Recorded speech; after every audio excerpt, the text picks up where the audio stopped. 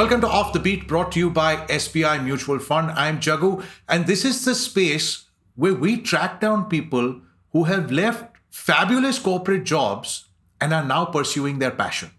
Now, this is what we want to do on the show, right? All of us have passions. All of us have things that we really want to do, but sometimes life comes in the way. Sometimes family pressures, money pressures come in the way. So we follow the tried and tested paths. There are some amongst us that say all that is fine, but here is a path that is not often gone down. We on this show want to talk to people like that. So today we have Bharat Gothoskar. He runs Khaki tours. He is a heritage evangelist, but in his earlier avatar, an MBA, an engineer, and had a 16-year career in sales and marketing. Hi, my name is Bharat Gothoskar and I am the founder of a company called Khaki Tours. Khaki essentially stands for keeping heritage alive and kicking in India. Also, when you're doing something like this, when you're changing your path, when you're going down the other less trodden paths on the fork, you also need some help. You need a little bit of support. You need a little bit of advice. Money matters usually come to the fore because income can come, income can go, it can be lumpy. So to help out, we have Gajendra Kothari with us. Now, Gajendra is a financial planner and an advisor. He's been doing this for almost 2 decades. He's also an evangelist in his own right because his passion is also to educate and empower the youth of India to be financially independent. So we're going to have Gajendra help out Bharat over here to, plan life going ahead. Hi, I'm Gajendra Kothari, popularly known as One Idiot by my well-wishers. Well, you must be wondering, what is One Idiot?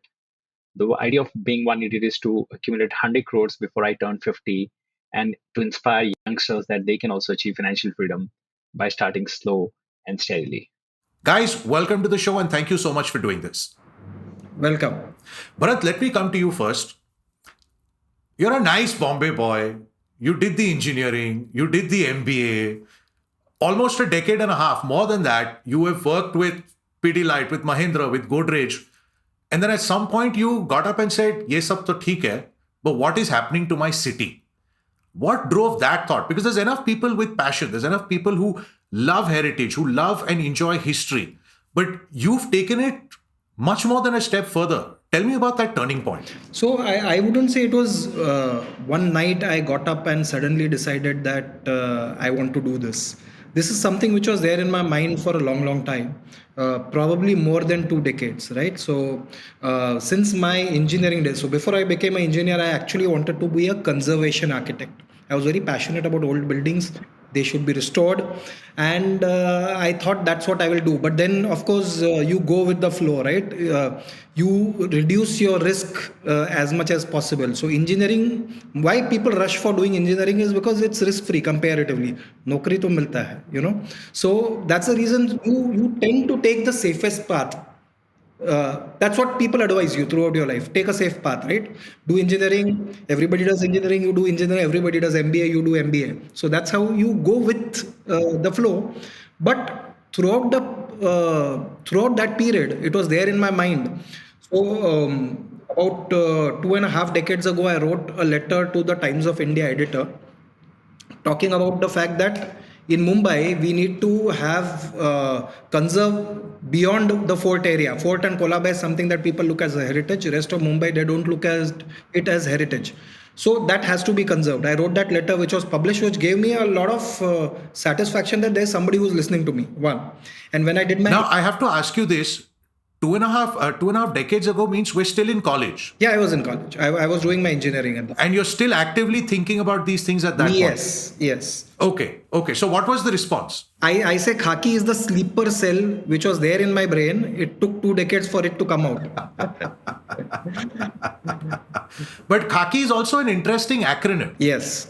So, but the acronym is a bit of a force fit. The whole idea came when I was stuck in a traffic jam in a place called Buleshwar, which is probably one of the most crowded places on earth, and my driver couldn't move. I couldn't come out of my vehicle to appreciate the architecture which was all around me. And that's when I thought that if I had an open jeep, I could take my friends on a safari ride in Mumbai. And I sketched something, because I'm a marketer. I sketched a brand which was called Khaki Tours, because I'll take people around in a khaki colored World War II Willys jeep. That's what was there in my mind. Nice. Nice. But it also stands for keeping heritage alive and kicking in India. Yes, it does. So That's not a force fit at all. That works quite well. it works pretty well, and I have to thank my team for it, for coming up with what the philosophy is all about, right? The problem is, when it comes to history, heritage, usually people with gray hair are interested. Younger people need to be made more enthusiastic, right? You have to put a bit of oomph. So that is what Khaki has consistently done in terms of making things simple for common man to understand. Not put it on a high plinth. History is not on something which is put on a pedestal which people don't understand. History is round the corner. So we try to make what I call heritage Sherlock Holmes. People who will go around discovering what is heritage history in their own backyard, and you are never far away from history. You don't have to go to Delhi or Banaras or Jaipur to see history. History is always around the corner, everywhere. You just have to start looking for it. I know you have done a fair amount of that, because I've been on your Insta feed, Khaki Tours Insta feed, and you do this very cleverly, right? You will pose almost a question. It's a fact disguised as a question, but therefore there will be no answer, Yes. which troubled me greatly, because I really need to know. And this is well before I come on a heritage walk with you. Yes. So, because I have you literally with me, I'm going to ask you literally questions that have come up from your Insta feed that I believe are of interest to everybody. For instance, Gandhiji's law offices still exist in Mumbai? Yeah, and it is just 4 buildings away from where I'm sitting right now in the Khaki lab. It is just 4 buildings away from me. Huh. I'm sure people who. So, where are we? We're in Fort. We're near Bombay High Court. No, Dalal Street. So it's just bang opposite Bombay Stock Exchange. Oh. So that is where his chambers are. Oh, I see. And Yeah. fair enough. Fair enough. Then I picked up another one where you said there are buildings in Bombay that are older than the Taj Mahal. Now, I Yeah. literally had to go and check. The Taj Mahal is over 400, almost 400 years old. Yes, yes. So many of them, there are many structures in the city which are probably which have been around since before Christ. Okay, but when we are referring to South Mumbai, in South Mumbai we have structures which are 700, 800 years old, and even colonial structures which are older than Taj Mahal. So what the Portuguese built or the English built, which are older than Taj Mahal in the city. Bharat, I want to go back to the point where you said it's only the senior citizens, as it were, that suddenly get interested in heritage. Would you believe that heritage conservation, or even knowing more about it, is underserved? And therefore, when you started what you did, and it's more than just the tours, we'll come to that. When you started what you did, was there an interest? So actually speaking, we do more heritage walks probably in a year than people were doing since inception, whenever the concept of heritage walk came in the city, right? Which would be probably 3 decades ago, some architects started conducting. Uh, what I realized is people are looking for stories, not for architectural details.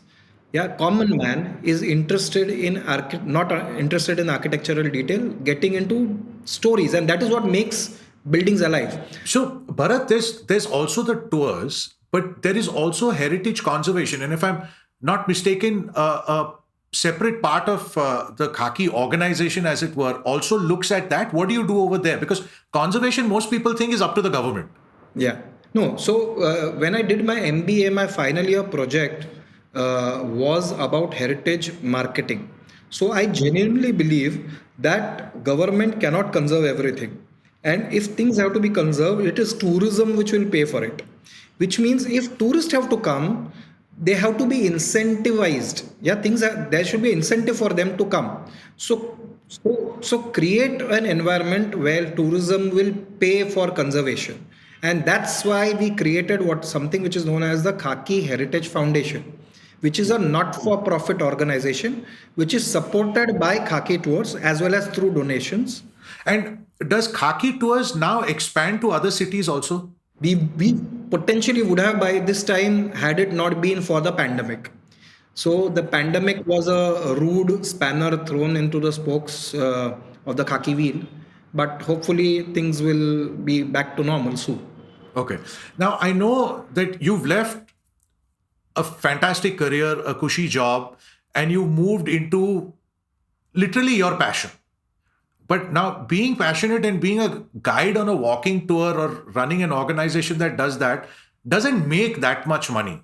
Some of that you end up supplementing by using your past career's experiences, and you're also a marketing consultant. Yes, yes.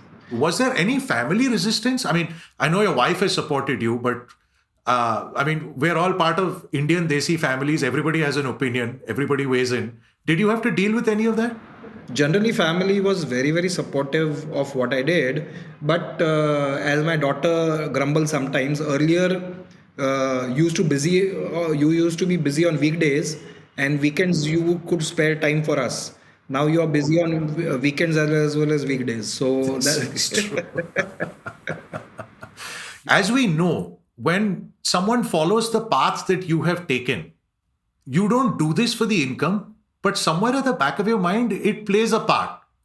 You're, let's say, midway through what one would consider a traditional career in terms of timeline. If you're going to be working 30, 35 years, you're about at that halfway point. Most of us believe that we need to have a full career of 30 years for us to have a happy retirement. Even before retirement, there are expenses that come along: education, wedding, houses, all of that, that need to be taken care of. Now, when people follow the path that you have, income is always going to be lumpy. In this day and age, also, we pretty much have the COVID situation, which has taken a lot of plans out of whack. So, what we want to do for you, Bharat, is we have Gajendra with us, Gajendra Kothari. Gajendra is the CEO and MD of Etica Wealth Management. He's been doing this for a couple of decades himself, and in some way, an evangelist, much like yourself, but in an entirely different field. Gajendra has I think, over a decade between his seminars and his training programs, impacted the lives positively of about 25,000 people. We're getting all that experience and putting it in place for you. Gajendra, once again, welcome to the show and thank you for being with us. Gajendra, there's a couple of elements that I had discussed with Bharat, but I'm going to ask Bharat to put it out there for us. Bharat, you have two corpuses, as it were. Retirement to dur ki baat hai. Hopefully, you will be doing this for many decades, so we won't worry about that. But we have some more immediate issues, such as one, your daughter's education, as well as at some point, because of families growing and all of that, for need of a larger residential space. Am I correct? Will you just expand on that a little bit for Gajendra in terms of what your timelines are, what your requirements are? So currently my daughter is in the 11th standard. Yeah. So she's in the residential school. We have planned her education till graduation, and she wants to do something in culinary arts. Yeah. So all options of her studying in India, we have planned for that. But she has the potential because we see her doing a lot of interesting things, right? And we thought that if she has to go for post graduation, and it could be some of the best schools in the world, right? So whether it's Cordoba or Culinary Institute of America, all these postgraduate courses cost a lot, right?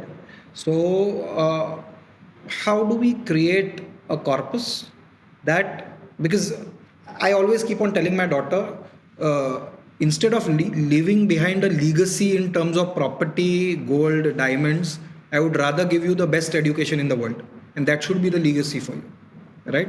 So give her the best possible education, and if that is the best possible education, it might cost us, probably if we do it today, it might cost us about 1 crore of rupees.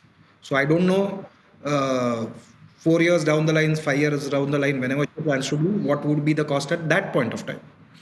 But 1 crore is what I estimate today. If she has to do that course, which is a year and a half long course, that's what it is going to cost me. Gajendra, Bharat makes an interesting point by factoring in that this is what it costs today. But say 4 or 5 years down the line, aside from creating a corpus, you also have to factor in inflation. Absolutely. Sure. Jagu, first of all, thank you once again for having me here. It's incredible story to hear of Bharat and his Khaki tours. It gives me goosebumps too, and reminds me of my entrepreneurial journey 11 years back when I decided to come back from London and start Etika Wealth. I come from a Marwadi background family, and we are from Assam. We have a very successfully running business for last 40 years. But I never wanted to join my family business because the only thing you can make in that business was money and nothing much. So coming back to your question, Bharat, you mentioned that you want to provide, for your education, and that's the best gift you can give to Viti, rather than living bungalows and gold for your children. This is a philosophy even I believe. Assuming that the cost of education today is 1 crore, and 4 years from now you need to provide for this corpus. Unfortunately, inflation is also kind of a factor we need to take in. So if I take 7%, which is a kind of standard inflation number, then in 4 years, Bharat, this corpus would become 1.3 crores rupees. Okay. Now, unfortunately, we don't have much time to kind of plan for this corpus. And hence, we can't go very aggressive in terms of saving because, if you want to go aggressive, looking for 12-15% kind of return, markets may not be very kind to us in the short term. And we can't take chances with this kind of money. So I'm factoring in kind of a moderate investment profile for you where our expectation is around 10% from your investments in next 4 years time, which is kind of reasonable. So assuming inflation at 7%, our returns from investments at around 10%, we have two broad options, which is either you invest around lump sum, which is close to 90 lakhs today, that would become 1.3 crores rupees in 4 years time. Of course, that's quite an uphill task, to invest lump sum at this point of time. Alternatively, we can do in a monthly format through investment option called SIP, Systematic Investment Plan, where we need to put around 2.25 lakhs rupees per month for the next 4 years, and you'll be able to achieve a target of 1.3 crores rupees. Now, of course, this may also look very daunting given the kind of work you're doing, and pandemic has hit, and the income may take time to rebuild. I have another alternative for you and suggestion, which I normally give to all parents, that while we may try everything to do best for our children, but we should not be burdened so much that we lose a peaceful night of sleep in trying to make them ready for future. I would recommend the alternative we can look is for part of the money we can go for education loan for Viti. Okay, it serves two purposes. One, it relieves, it gives you a lot of relief in terms of funding only a part of the corpus. The second is it also has a kind of a responsibility on Viti's shoulder that she has to repay that money, and hence that's the first lesson in personal finance 101, that you should start saving the moment you get your job and get your income, that try and pay the education loan so that she become more disciplined about money, and it gives her a kind of responsibility. So it serves two purposes: make her more financially aware, responsible, and also help you share some bit of kind of that corpus, which otherwise may be quite daunting. Bharat, you had also mentioned that at some point you're hoping to buy a bigger residence, a bigger apartment. Where are you on that? So this is something that I would love to have. I stay in a place which is called Wadala currently, yeah, and here I'm in a gated complex where I have a 2-bedroom hall kitchen, a 2 BHK, and I would personally love to shift to a place which is called Shivaji Park. All right, and today if I would buy in that area a 3 BHK, it will cost me about 5 crores, which means if I do that today, I have to have twice as much as what I would get from my current house to shift to a place like that. So, I just need to get an understanding what is it that I need to plan so that I'm aware, and then I'll work towards it. Fair enough. So, Bharat, what you're saying is that if you have 100, what you need is 200. Yeah. So what you will get 100, the first 100 literally by selling the apartment that you're currently living in. You're okay Yeah. to do that, I'm assuming. Yeah. Yeah. And then you need the next half to buy the bigger apartment. Yes. Gajendra, what kind of timeline are we looking at here? Yeah, so I think what Bharat mentioned is around in a 3 years time frame, he's looking to shift into this kind of a house. So let me just try and give you some numbers, Bharat, to have a broad, clear idea. See, the house which you want to buy would cost you around 5 CR. Half of this money you could kind of fetch from your existing house. Right. So we have to plan for another 2.5 crore. Again, house is a real estate, so it could also continue to grow. So the inflation that we've taken again is kind of 7% number. Basically, this 2.5 crore in today's terms in 3 years would become 3.06 crore house. Now, of course, if you have to put this money again in some kind of an investment, time frame is 3 years, so we can't go very aggressive again here.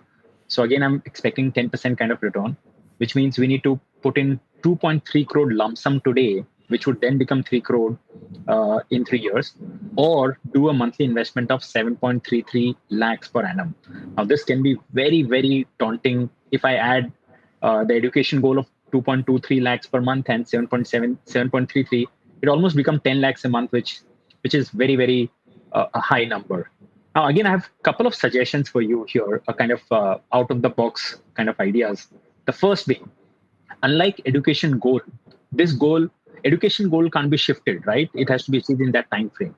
But housing goal can be shifted. There's no lock-in. There's no fixed requirement that you have to move in 3 years' time. So if you can move the goalpost by 5 years, rather than trying to achieve at 50, if you can look at 55 as a number, it gives you a lot of breathing space, which means that today's 2.5 in 5 years' time will become 4.29 crores, the target. But the amount of money that you have to save now in lump sum is 2 crore compared to 2.3 crore, which was for 3 years. But in terms of SIP, earlier it was 7.3 lakhs a month, Bharat. Now it comes to almost 3 lakhs, less than half. So that gives you a breathing space. Fabulous. This is as a layperson, confidently I can say this is not even an option one would have thought of. And Gajendra, thank you very much for that kind of input and taking the time to do this analysis and literally putting that idea on the table. This idea is pretty much executable by anybody. The numbers might be different, the location might be different, but the idea and the concept is one, incredibly novel, and two, deployable by anybody. And I could make it even more easier, Jagu, for you. Bharat, for you. Even after 5 years, even if you do have the corpus, I would still not suggest you to use your corpus, because if your corpus is fetching you returns more than the home loan cost, okay, why not be smart and take a loan at maybe 7%, and while your money is working at 12% for you.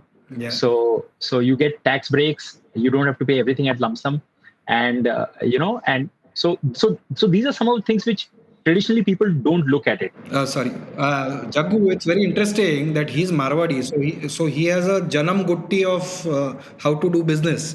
But I come from a Marathi family, and we are so risk averse that we will invest money in 2 different post offices. Ek doob gaya to kya karenge? The thought process. So sorry to digress. Yeah. No. The solution has been it's been a mind opener. That's fantastic. I'm glad this conversation happened. And listen, thank you so much for doing this. Both of y'all, Gajendra as well as Bharat, y'all have opened minds in this conversation in your own special ways. Y'all have managed to do that. We have much learning to take away from this conversation. So thank you very much for being with us, and wishing both of you all the very best in your future endeavors. Thank you.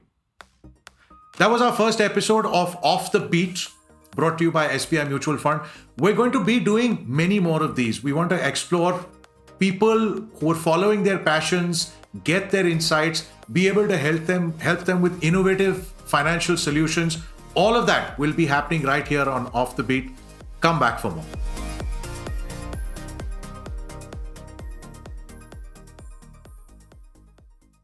An investor education initiative by SBI Mutual Fund. To know more, visit fundguru.sbimf.com. For service-related requests, write to customer.delight@sbimf.com or visit sebi.gov.in for other queries. Mutual fund investments are subject to market risks. Read all scheme-related documents carefully.